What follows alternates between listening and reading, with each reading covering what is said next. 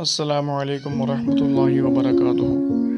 عمل سے بڑھ کر اس کی قبولیت کا اہتمام کرو، اس لیے کہ پرہیزگاری کے ساتھ کیا گیا تھوڑا عمل بہت ہوتا ہے، اور جو عمل مقبول ہو جائے وہ تھوڑا کیسے ہوگا۔ عید کے دن فرمایا، ہر وہ دن جس میں اللہ کی نافرمانی نہ کی جائے ہمارے لیے عید کا دن ہے۔ میں تم پر دو چیزوں سے بہت زیادہ خوف زدہ رہتا ہوں، ایک خواہش کی پیروی اور دوسری لمبی امیدیں۔ جو شخص یہ گمان رکھتا ہے کہ نیک اعمال اپنائے بغیر جنت میں داخل ہوگا، وہ جھوٹی امید کا شکار ہے۔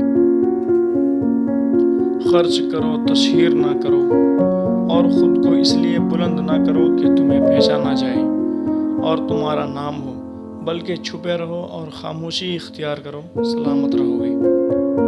انسان کا قد 22 سال جبکہ عقل 28 سال کی عمر تک بڑھتی ہے، اس کے بعد مرتے دم تک تجربات کا سلسلہ رہتا ہے۔ گناہوں کی نحوست سے عبادت میں سستی اور رزق میں تنگی آتی ہے۔ بندہ بے صبری کر کے اپنے آپ کو حلال روزی سے محروم کر دیتا ہے، اس کے باوجود اپنی مقدر سے زیادہ حاصل نہیں کر پاتا۔ جس تکلیف کے بعد جنت ملنے والی ہو وہ تکلیف نہیں، اور راحت کا انجام دوزخ پر مشتمل ہو وہ راحت نہیں۔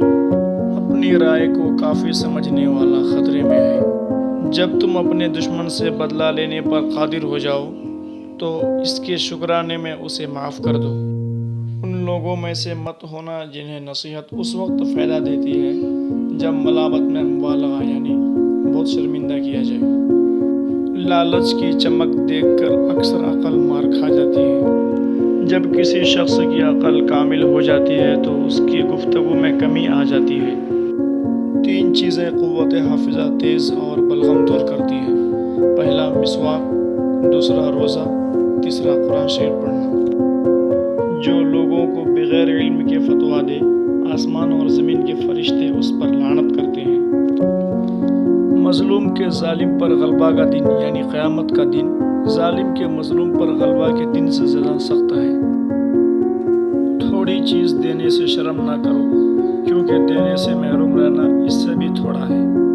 میرے نزدیک کوئی اس شخصیت سے بڑھ کر پسندیدہ نہیں جس نے اللہ کریم سے اپنے نیک اعمال کے ساتھ ملاقات کی ہو۔